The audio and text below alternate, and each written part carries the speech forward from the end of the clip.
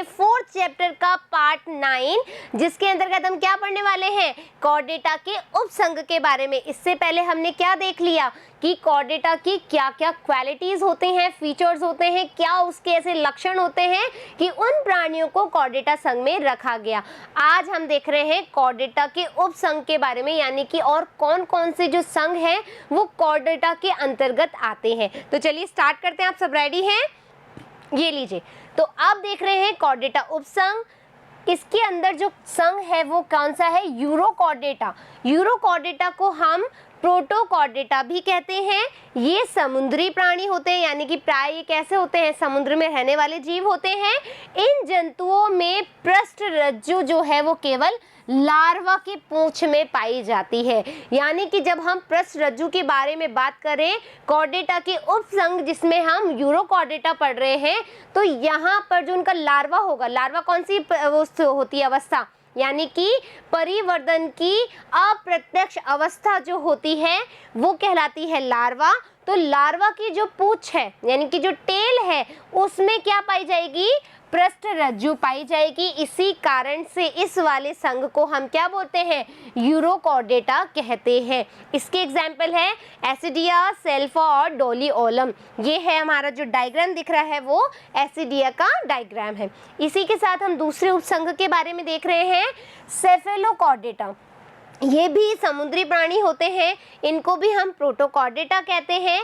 अब जो चेंजेस हैं बच्चों उस वाले उपसंघ में और इस वाले उपसंघ में, वहां पर क्या था, हमने देखा था कि जो लार्वा है उसकी टेल में क्या पाई जा रही थी, पृष्ठरज्जु की। लेकिन जब हम सेफेलोकॉर्डेटा के बारे में बात करेंगे तो यहाँ पर जो पृष्ठरज्जु है वो सिर से लेकर के पूंछ तक, वो तो वहां पर तो सिर्फ लार्वा की पूंछ में ही पाई जा रही थी, लेकिन यहाँ पर जो पृष्ठरज्जु है वो सिर से पूंछ तक, वो भी पूरे लाइफ टाइम तक बनी रहती है।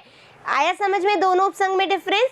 दोनों समुद्री जीव थे, दोनों प्रोटोकॉर्डेटा कहला रहे थे, लेकिन जो डिफरेंस है वो उसकी पृष्ठरज्जु की प्रेजेंस में है, लोकेशन में है। वहां लार्वा की पूंछ में पाई जा रही थी, लेकिन जो सेफेलोकॉर्डेटा है उसके अंतर्गत जो पृष्ठरज्जु है वो सिर से लेकर के पूंछ तक आजीवन प्रेजेंट रहती है।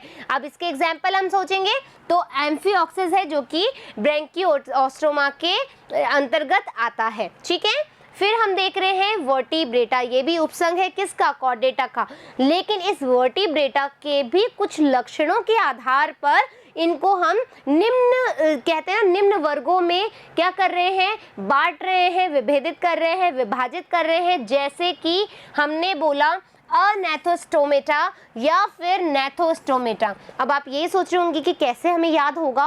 अनैथोस्टोमेटा यानी कि एब्सेंट। किसका एब्सेंट, यानी कि कहाँ किसकी कमी है, यहाँ पर जो कमी है वो है जबड़ों की, है ना। जब हम जबड़ों का अभाव पढ़ेंगे किसके अंतर्गत, वर्टिब्रेटा जो कि कॉर्डेटा का तीसरा उपसंघ है, उसके अंतर्गत जब हम जबड़ों के अभाव को देखते हुए प्राणियों की बात करेंगे, संघ की बात करेंगे, तो वो कैसे कहलाएंगे, अनैथोस्टोमेटा यानी कि जबड़ों का अभाव। अब इसमें कौन सा जो वर्ग है वो शामिल किया गया है, वो किया गया है साइक्लोस्टोमेटा वर्ग। यानी कि साइक्लोस्टोमेटा वर्ग के अंतर्गत जो हम वर्टिब्रेट पढ़ेंगे वो कैसे होंगे, जबड़े रहित होंगे।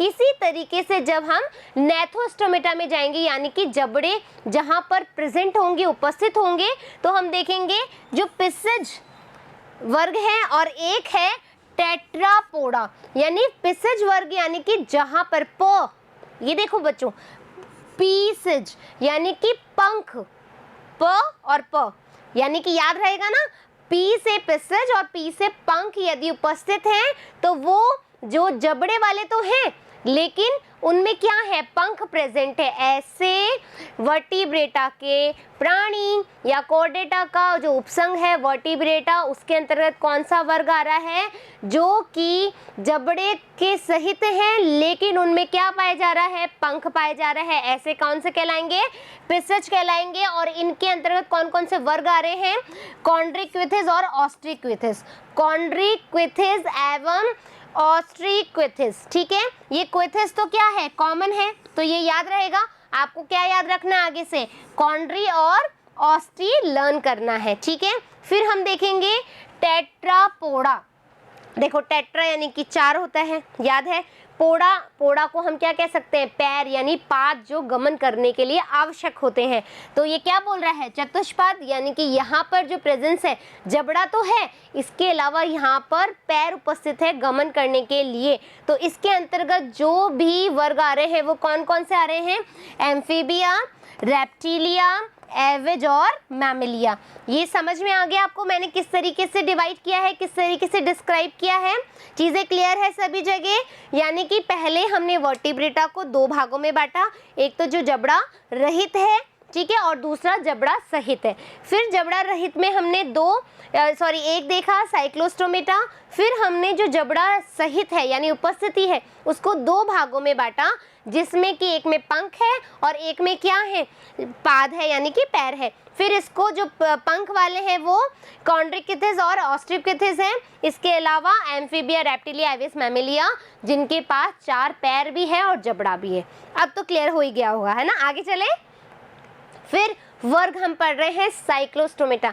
साइक्लोस्टोमेटा किसमें था, अब आपको उनको ऐसे याद करना है, कैसे देखना है, हमें चीज़ें क्लियर करनी है। साइक्लोस्टोमेटा मैम ने पढ़ाया था, क्या पढ़ाया था कि हाँ उसमें जबड़ा नहीं था, है ना। वर्टिब्रेटा का जो वर्ग है वो कैसा है, साइक्लोस्टोमेटा है, और इसमें जबड़ा नहीं है। तो इस वर्ग के सदस्य जो होते हैं वो समुद्री होते हैं, परंतु जनन के लिए ये जल वर्णीय में प्रवास कर जाते हैं, मतलब जल से प्रवास कर जाते हैं। कुछ सदस्य मछलियों के परजीवी होते हैं, मतलब अपने फूड के लिए क्या होते हैं, मछलियों पर डिपेंड रहते हैं, तभी उनको अपना आहार मिलेगा, पोषण मिलेगा और वो सरवाइव कर पाएंगे। इसके अलावा इनका शरीर कैसा होता है, लंबा होता है, और जो इम्पॉर्टेंट बात है वो क्या है, बिना जो जबड़ा है वो नहीं पाया जाता है, चुंब रूपी गोल मुख होता है। कैसा मुख होता है इनका, चुंब रूपी गोल मुख, यानी कि राउंड शेप का इनका जो है फेस पार्ट होता है। इनमें श्वसन हेतु 6 से 15 जोड़ी क्लोम दरारें, क्योंकि जलीय जीव हैं तो मोस्टली इनमें क्लोम दरारें होंगी श्वसन क्रिया करने के लिए, तो इनकी संख्या लगभग कितनी है, 6 से 15 जोड़ी। इसके अलावा शरीर पर शल्क और पंख जो है वो अनुपस्थित होते हैं। हमने पहले ही बात कर ली थी कि ये पंख यहाँ पर नहीं होंगे, है ना, वो तो अलग उसमें चला गया था, जबड़े वाले में याद आ गई जब अपन ने पहले देखा था। तो यहाँ पर शल्क भी नहीं है, किसमें, साइक्लोस्टोमेटा में, और पंख भी नहीं है। इनमें कपाल व मेरुदंड जो है वो उपस्थित होता है, यानी कपाल भी पाया जाता है और मेरुदंड भी इसमें प्रेजेंट होती है। फिर परिसंचरण बंद प्रकार का होता है, यानी कि यहाँ पर जो ब्लड वेसल्स प्रेजेंट होंगी, वाहिनियाँ प्रेजेंट होंगी और ब्लड का परिसंचरण उन्हीं में से होगा। ये एक लिंगी होंगे, यानी कि या तो ये नर होंगे या फिर मादा होंगे। बाह्य निषेचन, यानी जो निषेचन की क्रिया है वो बाह्य तरह की होगी। अप्रत्यक्ष परिवर्धन करने वाले प्राणी है। जब भी अप्रत्यक्ष परिवर्धन की बात आएगी दैट मीन्स वहाँ पे लार्वा का फॉर्मेशन होगा, एम आई राइट। फिर लार्वा जो है उसका कायांतरण के बाद, यानी कि उसमें जब चेंजेस आएंगे तो वो समुद्र में लौट जाते हैं, समुद्री जीव बन जाते हैं प्रॉपर तरीके से। इसका जो एग्जाम्पल है वो है पेट्रोमाइजोन और मिक्सिन, यानी कि हैगफिश। ये जो हमने एग्जाम्पल दिया है वो पेट्रोमाइजोन का एग्जाम्पल दिया है।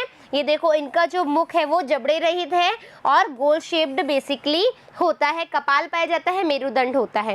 क्लियर हो गई ये वाला साइक्लोस्टोमेटा देख लिया, जबड़ा रहित वाला वर्ग वर्टिब्रेटा का। अब जो वर्ग हम देख रहे हैं कॉन्ड्रिक्थिस, ठीक है, कॉन्ड्रिक्थिस हम किस में देख रहे हैं, जिसके अंदर जबड़ा भी है और पंख भी है, याद आ गया ना, यानी कि पिसज वर्ग है। तो ये समुद्री वासी मछलियां होती हैं और इनका अंतः कंकाल जो है उपास्थि का बना होता है। इनका मुख अधर सतह पर होता है, जो इनका मुख है वो कैसा होगा, सबसे अधर वाले पार्ट पे होगा।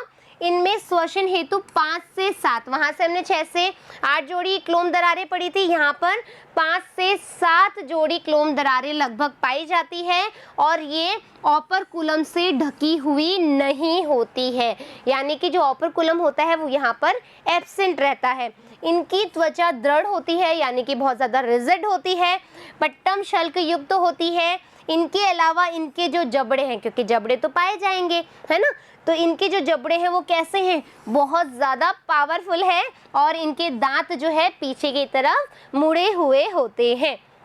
इनमें वायुकोश क्या होता है, अनुपस्थित होता है, अतः इन्हें लगातार तैरना पड़ता है, वायु कोश नहीं होगा तो श्वसन के लिए क्या होगा, जो ऑक्सीजन हम इनहेल करते हैं वो यहाँ पर बनेगी नहीं, क्योंकि यहाँ पर क्या है, वायु कोश ही नहीं है, तो वो कहाँ पर स्टोर होगी। तो ये कंटिन्यू क्या करेंगी, तैरती रहती हैं ताकि श्वसन क्रिया इनमें प्रॉपर चलती रहे। क्लियर है। इनमें हृदय क्या होता है, द्विकोष्ठीय होता है, यानी कि इनमें द्विकोष्ठक पाए जाते हैं इनके हृदय में। इनमें कुछ सदस्यों में विद्युत अंग भी पाए जाते हैं। आपने सुना होगा ना इलेक्ट्रिकल फिश, यानी कि जो करंट देती है, करंट फिश के नाम से भी जानते हैं, या विद्युत तरंगे प्रवाहित करने वाली मछलियां भी जानते हैं। कई बार जैसे कुछ कार्टून देखते हैं या कोई मतलब हम कहीं हॉलीवुड मूवीज़ में भी बहुत ज़्यादा बताया जाता है, जो क्या करती है, इलेक्ट्रिक फील्ड बनाती हुई जो फिशेस जाती हैं अपने चारों तरफ अपने बचाव के लिए। ठीक है, इलेक्ट्रिसिटी भी जनरेट करने के लिए वैज्ञानिक इस पर जो है पर्टिकुलर खोज करते रहते हैं, सर्च करते रहते हैं, अपनी थ्योरीज बनाते रहते हैं कि किस तरीके से इन फिश की जो इलेक्ट्रिसिटी है वो अपन क्या कर सके, यूटिलाइज कर सकें बहुत सारी चीज़ों में। ठीक है, तो इनके कुछ सदस्यों में विद्युत अंग पाए जाते हैं जैसे कि टॉर्पीडो, और कुछ सदस्यों में विषदंत, यानी कि इनके जो दांत होते हैं उनमें क्या सिक्रेशन होता है, पॉइजन होता है, टॉक्सिक मटेरियल होता है, विष की भांति वो कार्य करते हैं, और इनको हम क्या कहते हैं, ट्राइगोन, यानी एग्जाम्पल है ये इसका। ठीक है, ये असमतापी होते हैं, इनका जो टेम्परेचर है वो डिफरेंट होता है। ये एक लिंगी होते हैं, यानी कि इनमें भी एक नर होगा और एक मादा होगा, दोनों एक जगह उपस्थित नहीं होंगे। इनमें जो निषेचन है, ठीक है, वो आंतरिक होता है। पहले अपन ने बात करी थी वो कैसा हो रहा था, बाहरे वाला हो रहा था, और यहाँ पर कैसा हो रहा है, आंतरिक हो रहा है। और ये जरायुज मछलियाँ, जरायुज का क्या मतलब होता है, जो कि संतान पैदा करने में सक्षम होते हैं। ठीक है, इसका जो एग्जाम्पल है वो है स्केलियोडोन प्रिस्टिस, यानी कि आरा मछली, ट्राइगोन, टारिपिडो अभी हमने देख लिया, विद्युत मछली, और कॉर्केडोन यानी कि सफ़ेद शार्क की हम बात करें तो ये दो एग्जाम्पल है। आप देख ही रहे हो कि नीचे की तरफ जबड़ा है, हाँ या ना। फिर हम जो देखेंगे ऑस्ट्रिकेथिस, यानी कि दूसरा वर्ग जिसके पास पंख भी उपस्थित हैं और जबड़ा भी उपस्थित है। ठीक है, ये मछलियाँ दोनों प्रकार के जल, लवणीय में भी पाई जाती है और अलवणीय जल में भी प्रेजेंट रहती है। इनका जो अंतःकंकाल है वो अस्थियों का बना होता है, वहाँ पे अभी हमने देखा था। इनका जो मुख है वो उनका तो अधर सिरे पर था, यहाँ पर अग्र सिरे पर प्रेजेंट होता है, वहाँ पर अधर था यानी नीचे की तरफ था, ये क्या होगा, अग्र सिरे पर प्रेजेंट होगा। इनमें श्वसन हेतु 4 जोड़ी, यानी कि यहाँ पर 4 जोड़ी जो है क्लोम दरारें प्रेजेंट होती हैं, जो कि ओपर्कुलम से ढकी रहती है, वहाँ पर अनुपस्थित थी, यहाँ पर उपस्थित है। इनमें जो वायु कोश है वो उपस्थित होते हैं, तो इनको तैरने में सहायता प्रदान करते हैं, इनको लगातार तैरना नहीं पड़ता। इनकी त्वचा पर साइक्लोकाइड जो प्रकार के शल्क पाए जाते हैं। इनका हृदय भी 2 कोष्ठकीय होता है, ये भी असमतापी होते हैं, एक लंगी होते हैं, लेकिन ये अंडज प्राणी है, वो जरायुज प्राणी थे।